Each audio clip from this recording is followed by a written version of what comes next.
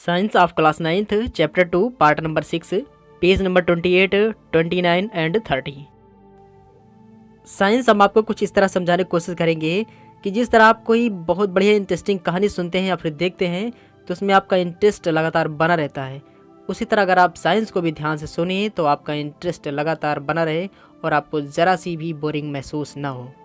तो फिर चलिए शुरू करते हैं। आज चैप्टर 2 का लास्ट पार्ट होगा। यहाँ पर सबसे पहला क्वेश्चन है कि which separation techniques will you apply for the separation of the following. यहाँ पर हमसे पूछा गया है कि कुछ सॉल्यूशंस दिए गए हैं हमें और उन सॉल्यूशन से सॉलिड के पार्टिकल्स को सेपरेट करने की टेक्निक का क्या नाम है। हमें सबसे पहला सॉल्यूशन दिया गया है सोडियम क्लोराइड और वाटर।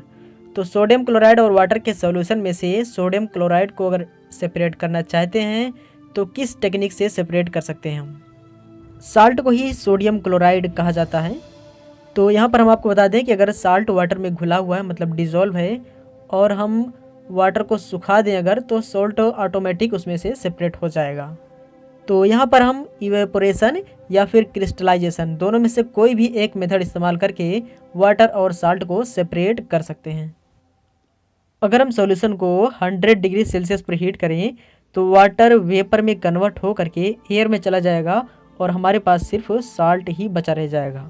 और अगर हम वो क्रिस्टलाइजेशन मेथड से वाटर और साल्ट को सेपरेट करना चाहें तो सेपरेट कर सकते हैं, लेकिन इसका प्रोसेस थोड़ा स्लो होता है, इसमें थोड़ा ज़्यादा समय लग सकता है। और अब नेक्स्ट क्वेश्चन है कि अमोनियम क्लोराइड और सोडियम क्लोराइड के मिक्सर में से अमोनियम क्लोराइड को सेपरेट करने की टेक्निक का क्या नाम है। तो यहाँ पर हम आपको बता दें कि सोडियम क्लोराइड और अमोनियम क्लोराइड दोनों ही नॉर्मली सॉलिड स्टेट में पाए जाते हैं, तो इन दोनों का मिक्सर भी सॉलिड स्टेट में ही पाया जाएगा। और अगर इनके मिक्सर को हम हीट करें तो ammonium chloride directly solid state से गैसेस स्टेट में कन्वर्ट हो जाएगा और इस तरह से सोडियम क्लोराइड और अमोनियम क्लोराइड सेपरेट हो जाएंगे। और इस प्रोसेस का नाम है, मतलब डायरेक्टली सॉलिड से गैसेस स्टेट में कन्वर्ट होने के प्रोसेस का नाम है सब्लिमेशन। और अब नेक्स्ट क्वेश्चन है कि इंजन ऑयल जो होता है उसमें अगर मेटल के छोटे छोटे टुकड़े मिल गए हैं तो उन्हें कैसे सेपरेट करेंगे।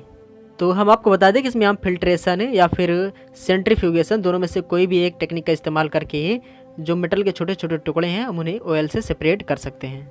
अगर हम सेंट्रीफ्यूगेशन टेक्निक का इस्तेमाल करना चाहते हैं तो ऑयल को हम काफ़ी तेज़ी से रोटेट करेंगे तो उसमें जो मेटल के बड़े टुकड़े हैं वो नीचे की तरफ बैठ जाएंगे और ऑयल ऊपर तैरता रह जाएगा और इस तरह से हम जो मेटल के छोटे छोटे टुकड़े हैं और ऑयल को सेपरेट कर सकते हैं। जैसे कि अगर पानी में बालू मिल जाए तो बालू को सेपरेट करने के लिए पानी को काफ़ी तेज़ी से रोटेट करते हैं तो बालू नीचे की तरफ बैठ जाती है बीच में और ऊपर पानी तैरता रहता है और इस तरह से बालू और पानी को हम सेपरेट कर लेते हैं। और अब नेक्स्ट क्वेश्चन है कि different pigments from an extract of flower petals. मतलब ये हुआ कि जो फूलों का रस होता है उसमें से अगर हम सभी कलर को सेपरेट करना चाहें तो कैसे सेपरेट करेंगे। तो इसके लिए हम क्रोमेटोग्राफी टेक्निक का इस्तेमाल करेंगे। और क्रोमेटोग्राफी के बारे में हमने आपको पिछले पार्ट्स में डिटेल्स में बताया था।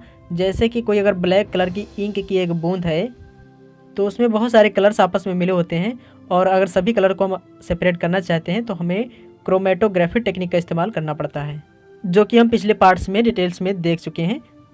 और अब नेक्स्ट क्वेश्चन है कि बटर फ्रॉम कर्ड, मतलब दही से मक्खन निकालने की टेक्निक का क्या नाम है। तो हम आपको बता दें कर्ड से बटर को सेपरेट करने की टेक्निक का नाम है सेंट्रीफ्यूगेशन।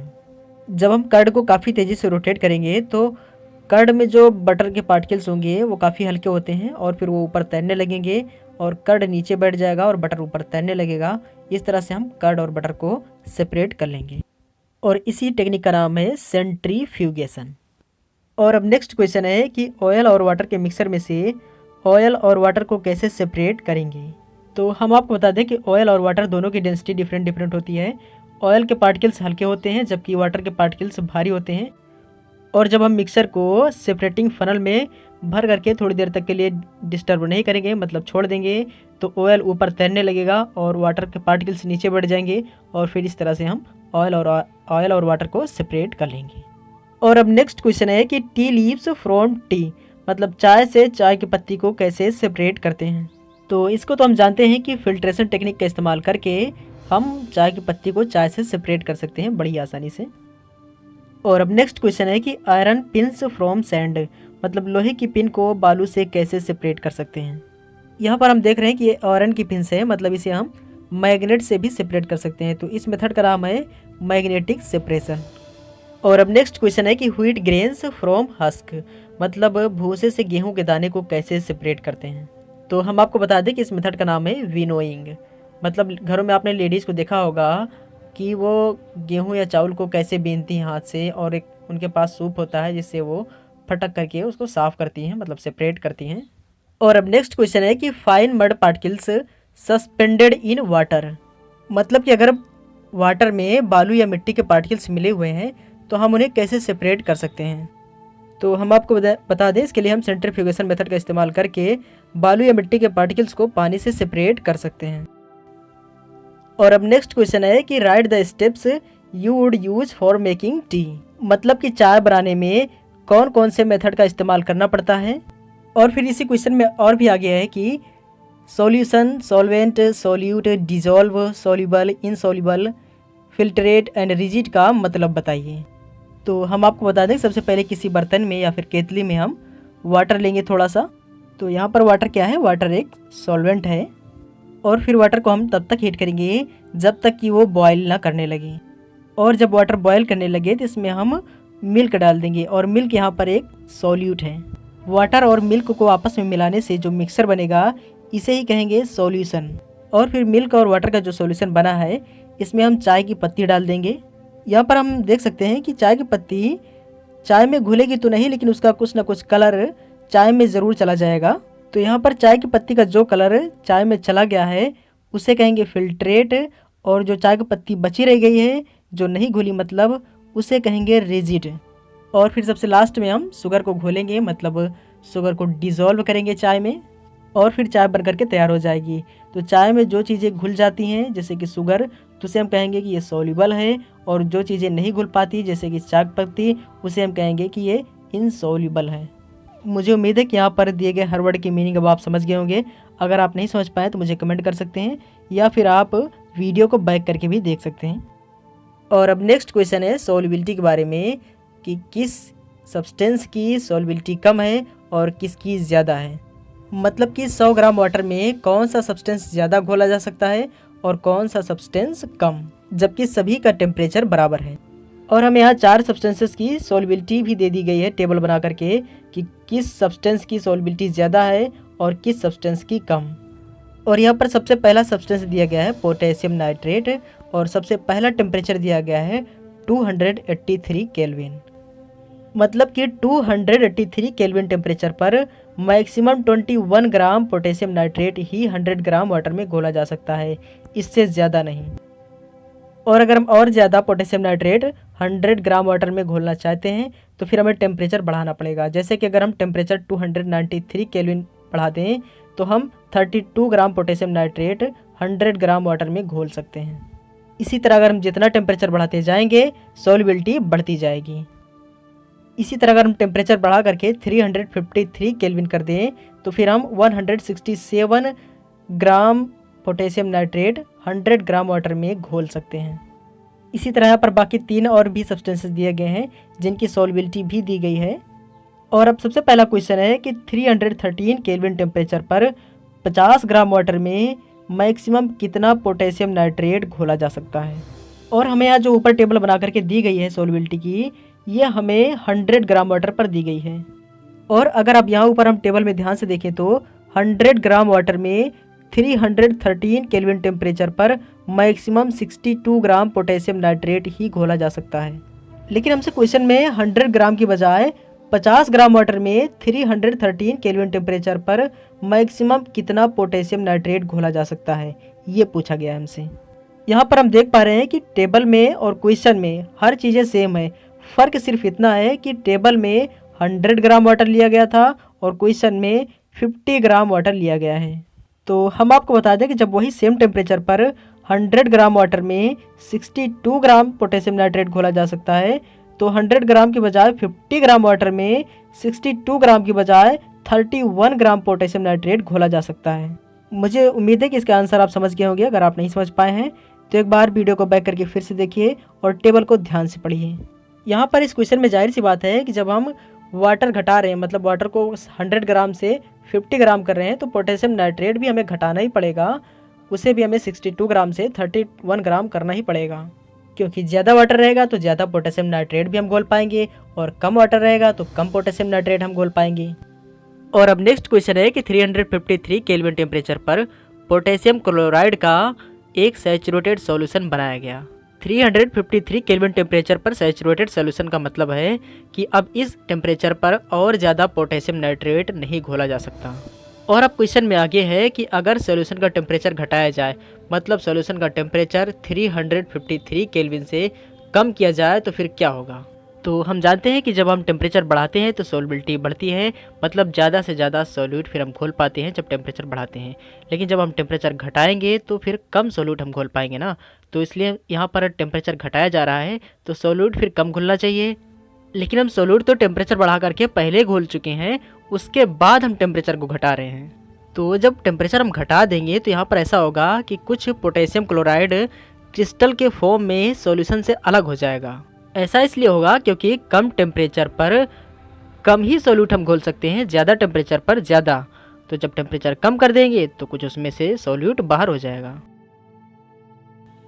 और अब नेक्स्ट क्वेश्चन है कि find the solubility of each salt at 293 kelvin.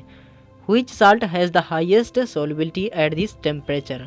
मतलब कि यहाँ पर जो 4 तरह के साल्ट दिए गए हैं, इन सभी साल्ट का 293 केल्विन टेम्परेचर पर सॉल्युबिलिटी क्या है और इन चारों में सबसे ज़्यादा सॉल्युबिलिटी किसकी है। तो यहाँ पर हम टेबल में देख सकते हैं जो सेकंड टेम्परेचर है यही है 293 केल्विन टेम्परेचर। और पहले साल्ट की सॉल्युबिलिटी है 32 ग्राम, दूसरे की है 36 ग्राम और तीसरे की है 35 ग्राम और चौथे की है 37 ग्राम। मतलब कि पहला साल्ट 100 ग्राम वाटर में 293 केल्विन टेम्परेचर पर 32 ग्राम घोला जा सकता है, दूसरा 36 ग्राम घोला जा सकता है और तीसरा 35 ग्राम और चौथा 37 ग्राम।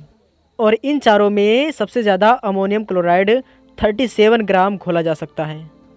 और अब नेक्स्ट क्वेश्चन है what is the effect of change of temperature on the solubility of a salt. मतलब कि टेम्परेचर घटाने या बढ़ाने से सॉल्युबिलिटी पर क्या फ़र्क पड़ता है। ऊपर आपने टेबल में देखा कि जब हम टेम्परेचर को इंक्रीज़ करते हैं तो सॉल्युबिलिटी भी इंक्रीज़ करती है और जब हम टेम्परेचर को डिक्रीज़ करते हैं तो सॉल्युबिलिटी भी डिक्रीज़ करती है, मतलब घटती है। मतलब कि अगर हम टेम्परेचर को बढ़ाएंगे तो ज़्यादा सॉल्यूट घोल पाएंगे और अगर टेम्परेचर कम रखेंगे तो कम सॉल्यूट घोल पाएंगे हम। और अब नेक्स्ट क्वेश्चन है explain the following given examples. और पहला एग्जाम्पल्स दिया है सैचुरेटेड सॉल्यूशन।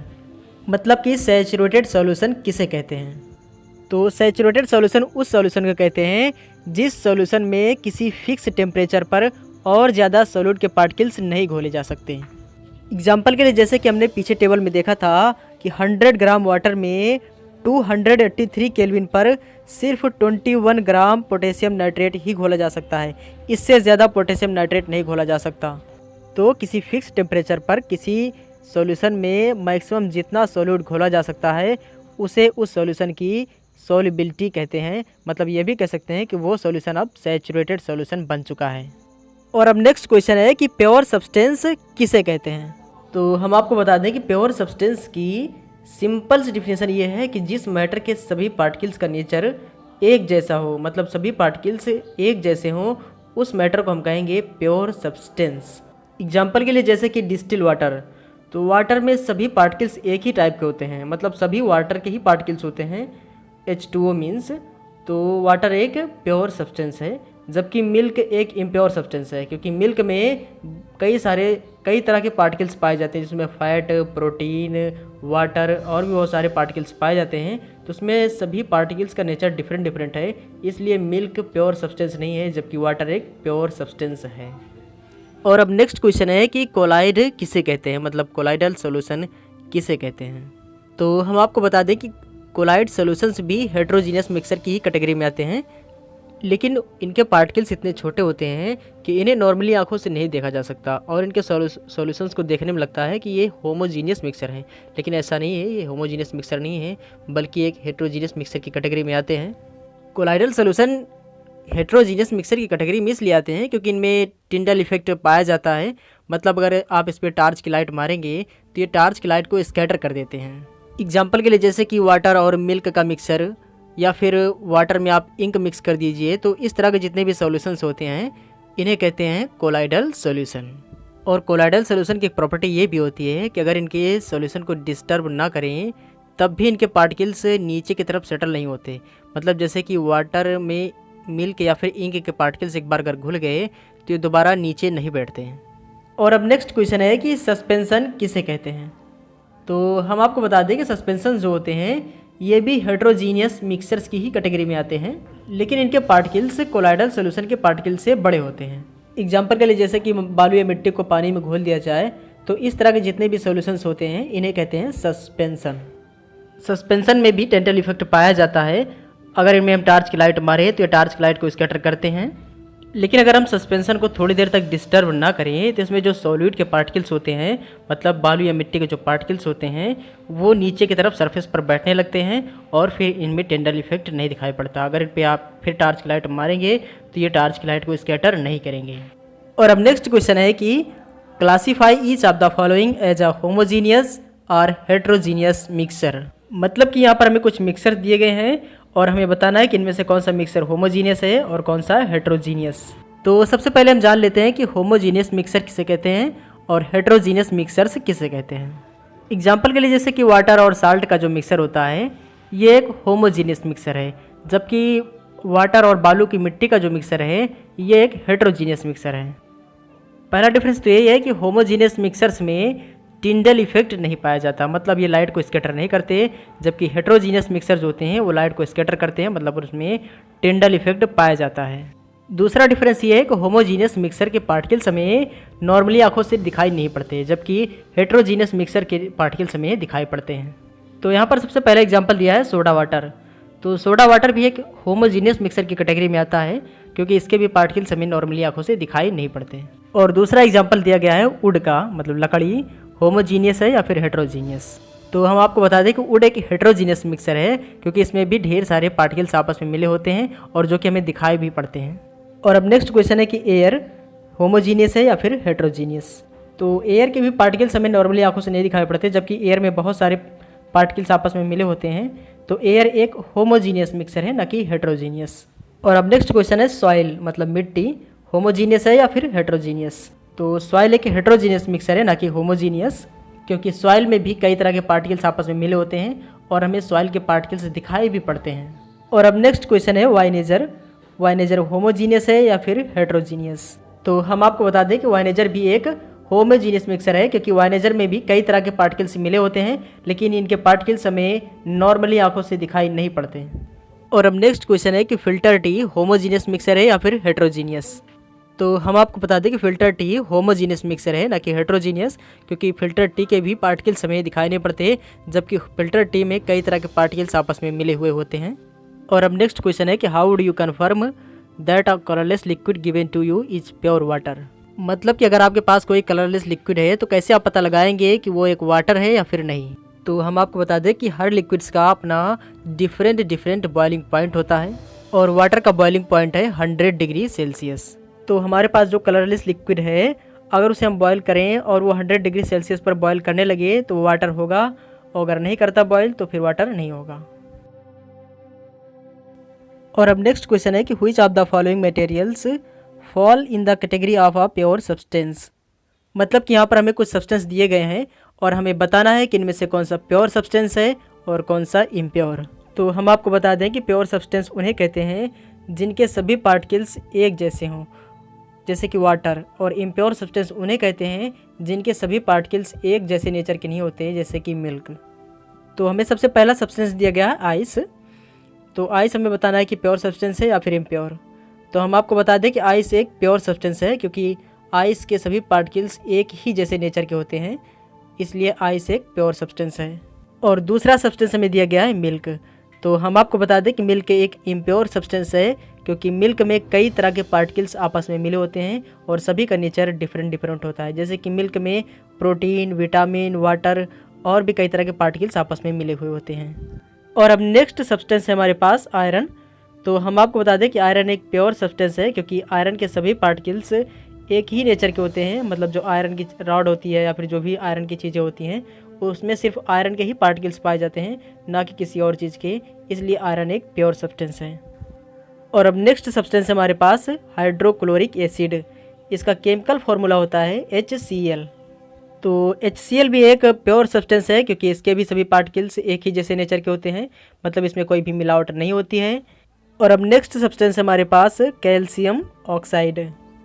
तो कैल्शियम ऑक्साइड भी एक प्योर सब्सटेंस है। इसका केमिकल फॉर्मूला होता है CaO।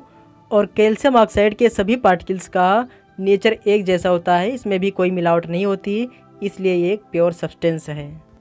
और अब नेक्स्ट सब्सटेंस हमारे पास मरकरी। मरकरी का केमिकल फॉर्मूला होता है Hg। इसे पारा भी बोलते हैं। और मरकरी के सभी पार्टिकल्स का नेचर एक जैसा होता है, इसलिए ये एक प्योर सब्सटेंस है और इसमें भी कोई मिलावट नहीं होती। और अब नेक्स्ट सब्सटेंस हमारे पास ब्रिक। तो ब्रिक एक इम्प्योर सब्सटेंस है क्योंकि इसके सभी पार्टिकल्स का नेचर डिफरेंट होता है और इसमें कई तरह के पार्टिकल्स आपस में मिले हुए होते हैं, इसीलिए ये एक इम्प्योर सब्सटेंस है। और अब नेक्स्ट सब्सटेंस हमारे पास वुड मीन्स लकड़ी। तो वुड भी एक इम्प्योर सब्सटेंस है क्योंकि इसमें भी कई तरह के पार्टिकल्स आपस में मिले हुए होते हैं और ये एक मिक्सर भी है। और अब नेक्स्ट क्वेश्चन है एयर। तो एयर एक इम्प्योर सब्सटेंस है क्योंकि एयर में कई तरह के पार्टिकल्स आपस में मिले होते हैं। इसमें ऑक्सीजन, नाइट्रोजन और कार्बन डाइऑक्साइड और भी कई सारी अन्य गैसें इसमें मिली हुई होती हैं, तो इसलिए एक इम्प्योर सब्सटेंस है, ना कि प्योर। और अब नेक्स्ट क्वेश्चन है हमारे पास identify the solutions among the following mixtures. मतलब कि यहाँ पर हमें कुछ मिक्सचर्स दिए गए हैं और हमें बताना है कि इनमें से कौन सा मिक्सचर सॉल्यूशन है और कौन सा नहीं। तो हम आपको बता दें कि जो होमोजीनियस मिक्सचर होते हैं उन्हें ही कहते हैं सॉल्यूशन। एग्जाम्पल के लिए जैसे कि साल्ट और वाटर का मिक्सर या फिर शुगर और वाटर का मिक्सर, इस तरह के जितने भी मिक्सर होते हैं उन्हें कहते हैं होमोजीनियस मिक्सर और इन्हें ही कहते हैं सॉल्यूशन। और होमोजीनियस मिक्सर के जो पार्टिकल्स होते हैं वो हमें नॉर्मली आंखों से दिखाई भी नहीं पड़ते हैं। यहाँ पर सबसे पहला मिक्सर दिया गया हमें सॉइल। तो सॉइल एक होमोजीनियस मिक्सर नहीं है, इसलिए ये एक सॉल्यूशन भी नहीं है। और अब दूसरा मिक्सर में दिया गया है सी वाटर। तो सी वाटर में साल्ट, वाटर और भी कई सारे पार्टिकल्स या एलिमेंट्स आपस में मिले हुए होते हैं और लेकिन कोई भी पार्टिकल्स हमें नॉर्मली आंखों से दिखाई नहीं पड़ता। तो सी वाटर एक होमोजीनियस मिक्सर है, साथ में एक सॉल्यूशन भी है। और अब नेक्स्ट मिक्सर हमारे पास एयर। तो एयर में भी कई तरह के पार्टिकल्स आपस में मिले हुए होते हैं, लेकिन कोई भी पार्टिकल्स हमें नॉर्मली आंखों से दिखाई नहीं पड़ता, इसलिए ये एक होमोजीनियस मिक्सर है और इसीलिए ये एक सॉल्यूशन भी है। और अब नेक्स्ट मिक्सर हमारे पास कोल, मतलब कोयला। तो कोयले में भी कई तरह के पार्टिकल्स आपस में मिले हुए होते हैं, लेकिन ये पार्टिकल्स हमें दिखाई पड़ते हैं आँखों से और इसलिए एक होमोजीनियस मिक्सर नहीं है, इसलिए एक सॉल्यूशन भी नहीं है। और अब नेक्स्ट मिक्सर हमारे पास सोडा वाटर। तो सोडा वाटर भी एक होमोजीनियस मिक्सर है और साथ में एक सॉल्यूशन भी है क्योंकि इसके भी पार्टिकल्स हमें दिखाई नहीं पड़ते नॉर्मली आंखों से, जबकि इसमें भी कई तरह के पार्टिकल्स आपस में मिले हुए होते हैं। और अब नेक्स्ट क्वेश्चन हमारे पास which of the following will show Tyndall effect.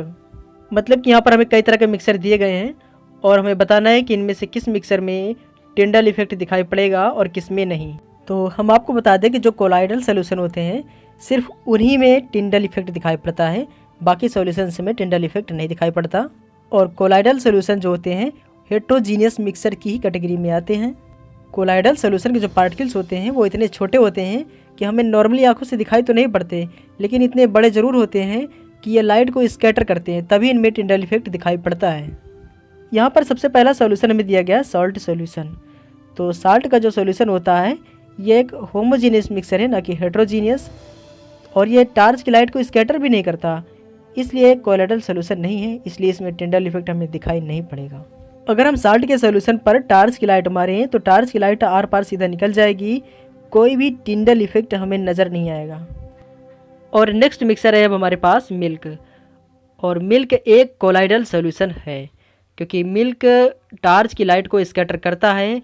अगर हम मिल्क पर टार्च की लाइट मारेंगे तो ये टार्च की लाइट को स्कैटर कर देगा और फिर हमें टिंडल इफेक्ट दिखाई पड़ेगा, क्योंकि मिल्क के जो पार्टिकल्स होते हैं उनका साइज इतना बड़ा ज़रूर होता है कि वो टार्च की लाइट को स्कैटर करते हैं, मतलब उसमें रुकावट डालते हैं। और अब नेक्स्ट मिक्सर हमारे पास कॉपर सल्फेट सॉल्यूशन।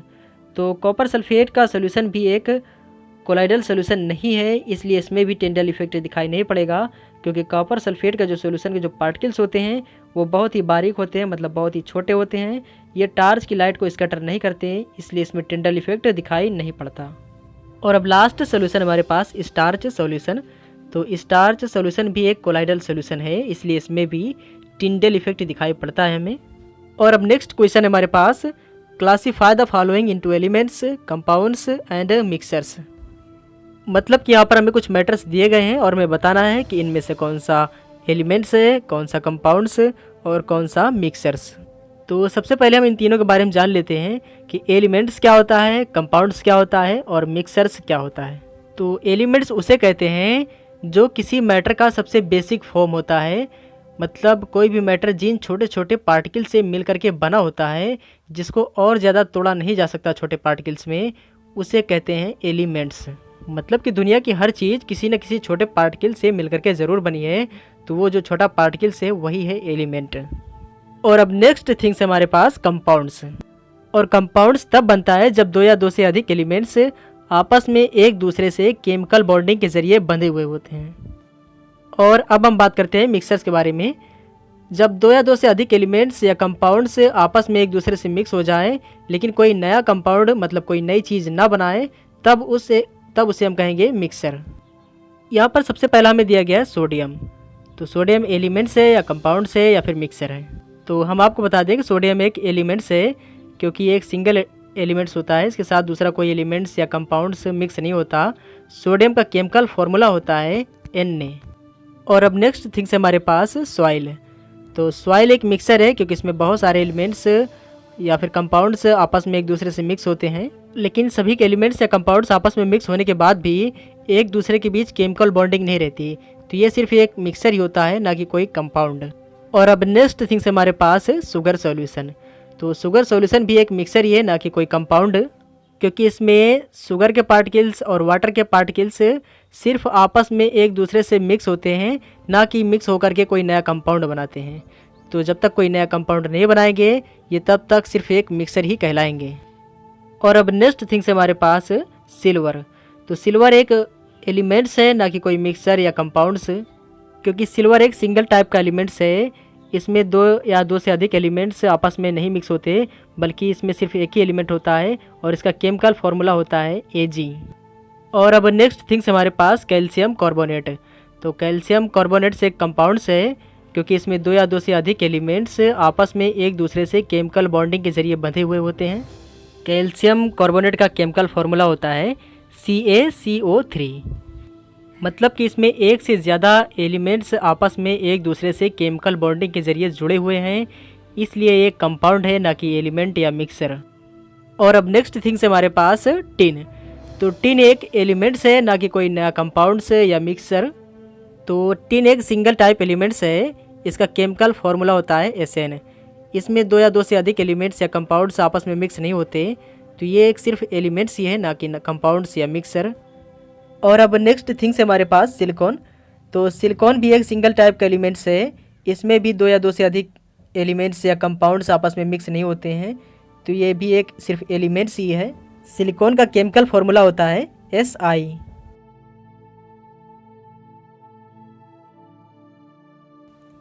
और अब नेक्स्ट थिंग्स हमारे पास कोल। कोल एक मिक्सर है या एलिमेंट है या फिर कंपाउंड है। तो हम आपको बता दें कि कोल कई सारे एलिमेंट्स और कंपाउंड से मिल करके बना हुआ एक मिक्सर है। तो ये कोल एक मिक्सर ही है, ना कि कोई एलिमेंट या फिर कंपाउंड। कोल मिक्सर जो होता है ये कार्बन, सल्फर, हाइड्रोकार्बन और वाटर इट्सेट्रा मिक्सर से मिल करके बना हुआ होता है। और कोल के जो मिक्सर्स होते हैं इनमें कोई केमिकल रिएक्शन भी नहीं होती, तो इसलिए कोई नया कंपाउंड नहीं बनता। तो कोल सिर्फ एक मिक्सर ही है, ना कि कोई कंपाउंड। और अब नेक्स्ट थिंग्स है हमारे पास एयर। तो एयर एक एलिमेंट्स है या कंपाउंड्स है या फिर मिक्सर, हमें बताना है। तो हम आपको बता दें कि एयर में कई सारी गैसेस आपस में मिली हुई होती हैं, जैसे कि hydrogen, nitrogen, carbon dioxide, oxygen और भी कई सारी गैसें। तो इसलिए एयर सिर्फ एक मिक्सर है, ना कि कोई कंपाउंड या फिर एलिमेंट। और एयर मिक्सर सिर्फ इसलिए है क्योंकि इनमें जो गैसें आपस में मिली हुई होती हैं उनके बीच कोई केमिकल रिएक्शन हो करके कोई नई गैस या कोई नया कंपाउंड या फिर कोई नई चीज़ नहीं बनती, तो इसलिए ये एक मिक्सर ही कहलाएगा, ना कि कोई कंपाउंड। और अब नेक्स्ट थिंग्स हमारे पास सोप। सोप एक एलिमेंट है, मिक्सर है या फिर कंपाउंड है। तो सोप भी एक मिक्सर ही है, क्योंकि सोप में भी बहुत सारे एलिमेंट्स और कंपाउंड्स आपस में मिले हुए होते हैं। और अब नेक्स्ट मैटर है हमारे पास मीथेन। तो मीथेन एक गैस है और इसका केमिकल फॉर्मूला होता है CH4। और मीथेन गैस में मतलब CH4 में एक कार्बन है, 4 हाइड्रोजन है, मतलब टोटल 4 एलिमेंट्स एक दूसरे से केमिकल बॉन्डिंग के ज़रिए बंधे हुए हैं। तो इसलिए मीथेन गैस एक कंपाउंड है, ना कि कोई मिक्सचर या फिर एलिमेंट्स। और अब नेक्स्ट मैटर्स हमारे पास कार्बन डाइऑक्साइड। कार्बन डाइऑक्साइड का केमिकल फार्मूला होता है CO2। मतलब कि कार्बन डाइऑक्साइड मतलब CO2 टोटल 3 एलिमेंट से मिलकर के बना हुआ है, जिसमें एक कार्बन है और 2 ऑक्सीजन, और तीनों एलिमेंट्स एक दूसरे से केमिकल बॉन्डिंग के ज़रिए बंधे हुए होते हैं। इसलिए कार्बन डाइऑक्साइड एक कंपाउंड से, ना कि कोई एलिमेंट्स या मिक्सचर्स। और अब नेक्स्ट मैटर्स हमारे पास ब्लड। ब्लड का कोई भी केमिकल फार्मूला नहीं होता है, बल्कि ब्लड में कई सारे एलिमेंट्स और कंपाउंड्स आपस में मिक्स रहते हैं। लेकिन मिक्स होने के बावजूद भी केमिकल रिएक्शन करके कोई नया कंपाउंड या कोई नई चीज़ नहीं बनाते, बल्कि इनके मिक्सर आपस में केमिकल रिएक्शन करते ही नहीं हैं, इसलिए कोई नई चीज़ नहीं बनती। तो ये सिर्फ एक मिक्सर ही है, ना कि कोई एलिमेंट्स या फिर कंपाउंड्स। और अब नेक्स्ट क्वेश्चन हमारे पास, which of the following are chemical changes. मतलब कि यहाँ नीचे हमें कुछ मैटर्स के एग्जाम्पल्स दिए गए हैं और हमें बताना है कि इनमें से कौन सा मैटर केमिकल चेंजेस होने के बाद बना है और कौन सा मैटर नहीं। तो सबसे पहले हम जान लेते हैं कि केमिकल चेंजेस कहते किसे हैं। जब 2 या 2 से अधिक एलिमेंट्स या फिर कंपाउंड्स आपस में केमिकल रिएक्शन करके कोई तीसरी नई चीज़, मतलब कोई तीसरा नया एलिमेंट्स या कंपाउंड्स बनाते हैं, तब उसे कहेंगे कि यहाँ पर केमिकल चेंजेज होकर के एक नई चीज़ बनी है। लेकिन अगर मिक्सचर्स में आपस में केमिकल रिएक्शन नहीं होती, तब उसे केमिकल चेंजेस नहीं कहेंगे। यहाँ पर पहला एग्जाम्पल हमें दिया गया है, ग्रोथ ऑफ अ प्लांट। तो सबसे पहले हम जान लेते हैं कि किसी भी प्लांट का ग्रोथ कैसे होता है। तो कोई भी प्लांट्स ज़मीन से सबसे पहले वाटर और ढेर सारे मिनरल्स को एब्जॉर्ब करता है, और एब्जॉर्ब करने के बाद वो सूर्य की लाइट को भी एब्जॉर्ब करता है, और फिर इनके बीच केमिकल रिएक्शन होती है और फिर प्लांट का ग्रोथ होता है। तो यहाँ पर आपने देखा कि केमिकल रिएक्शंस होने के बावजूद ही प्लांट का ग्रोथ हो रहा है, तो इसलिए एक केमिकल चेंजेज है। और अब नेक्स्ट एग्जांपल से हमारे पास रस्टिंग ऑफ आयरन। आपने देखा होगा कि आयरन की राड हो या फिर आयरन की कोई भी चीज़ हो, अगर उसे खुला छोड़ दिया जाए तो उसमें जंग लग जाती है और वो फिर धीरे धीरे कार्बन में कन्वर्ट हो जाती है। आयरन की राड में जंग इसलिए लग जाती है क्योंकि आयरन की रॉड एटमॉस्फेयर में जो एयर होती है उससे, और जो वाटर होता है एटमॉस्फेयर में, उससे रिएक्शन कर जाता है, और रिएक्शन करके वो कार्बन में कन्वर्ट हो जाता है। तो यहाँ पर आप देख रहे हैं कि एक केमिकल रिएक्शन हो रही है, तो इसलिए ये केमिकल चेंजेज है। और अब नेक्स्ट एग्जांपल से हमारे पास mixing of iron filings and sand. मतलब कि लोहे के बहुत बारीक छोटे छोटे पार्टिकल्स को और बालू को अगर आपस में मिक्स कर दिया जाए तो क्या कोई केमिकल चेंजेज होगा। तो हम आपको बता दें कि लोहे के पार्टिकल्स और बालू आपस में कोई भी केमिकल रिएक्शन नहीं करते, इसलिए कोई भी नई चीज़ नहीं बनाएंगे, तो यहाँ पर कोई केमिकल चेंजेस भी नहीं होगा। और अब नेक्स्ट एग्जांपल से हमारे पास कुकिंग ऑफ फूड। मतलब कि खाना बनाने के दौरान क्या कोई केमिकल चेंजेज होता है या फिर नहीं। जब आप खाना बनाते हैं तो कई सारे आइटम्स आपस में आप मिलाते हैं, जैसे कि वाटर, साल्ट और कई सारे मसाले, और मिला करके जब आप सबको हीट करते हैं तो उसमें कई सारे नए कंपाउंड्स भी बनते हैं, मतलब केमिकल रिएक्शन होती है। तो यहाँ पर केमिकल चेंजेस होता है, खाना बनने के दौरान केमिकल चेंजेस होता है। और अब नेक्स्ट एग्जांपल से हमारे पास डाइजेशन ऑफ फूड। मतलब कि डाइजेशन सिस्टम में क्या केमिकल रिएक्शंस होती हैं या फिर नहीं। जब हम खाना खाते हैं, मतलब जब दांत से उसको चबाते हैं खाने को, तो हमारे मुंह में जो ग्लैंड्स होती हैं उनसे सैलिवा निकलती हैं, और जो खाने के साथ रिएक्शन करके खाने को गीला बनाती हैं ताकि डाइजेशन सिस्टम में आसानी हो। तो डाइजेशन सिस्टम में जब सबसे पहले खाना स्मॉल इंटेस्टाइन में जाता है, तो स्मॉल इंटेस्टाइन से भी कई सारे केमिकल्स निकलते हैं जो खाने के साथ रिएक्शन करते हैं। उसके बाद लार्ज इंटेस्टाइन में जाता है खाना, उसमें से भी कई सारे केमिकल्स निकलते हैं जो खाने के साथ रिएक्शन करते हैं। तो आप समझ गए होंगे कि यहाँ पर केमिकल रिएक्शंस हो रही हैं, मतलब केमिकल चेंजेज हो रहे हैं। और अब नेक्स्ट एग्जांपल से हमारे पास फ्रीजिंग ऑफ वाटर। मतलब कि वाटर आइस में कन्वर्ट होने के दौरान क्या कोई केमिकल रिएक्शंस होते हैं। जब हम वाटर को ठंडा करते हैं, मतलब जब उसका टेम्परेचर घटा करके हम 0 डिग्री सेल्सियस कर देते हैं, तो वाटर के पार्टिकल्स पास आने लगते हैं और फिर आइस में कन्वर्ट होने लगते हैं, मतलब अपना स्टेट चेंज कर लेते हैं, लिक्विड से सॉलिड स्टेट में कन्वर्ट हो जाते हैं। किसी भी मैटर का स्टेट चेंज हो जाने से केमिकल फॉर्मूला चेंज नहीं हो जाता, मतलब वाटर का जो केमिकल फॉर्मूला लिक्विड स्टेट में था H2O, वो अभी भी है, आइस में कन्वर्ट होने के बाद भी H2O ही है। मतलब कि कोई भी केमिकल रिएक्शन नहीं हुई, तो इसका मतलब कोई भी केमिकल चेंजेस भी नहीं हुआ। और अब नेक्स्ट एग्जांपल है हमारे पास बर्निंग ऑफ अ कैंडल। मतलब कि जब कैंडल जलाई जाती है तो क्या उसके केमिकल फॉर्मूले में कोई चेंजेस आता है या फिर नहीं आता है। जब हम कैंडल को जलाते हैं तो कैंडल एयर में मौजूद ऑक्सीजन के साथ रिएक्शन करती है और रिएक्शन करके कार्बन डाइऑक्साइड में कन्वर्ट होकर के एयर में चली जाती है। तो यहाँ पर आप देख रहे हैं कि केमिकल रिएक्शन हो रही है, इसलिए ये केमिकल चेंजेज है।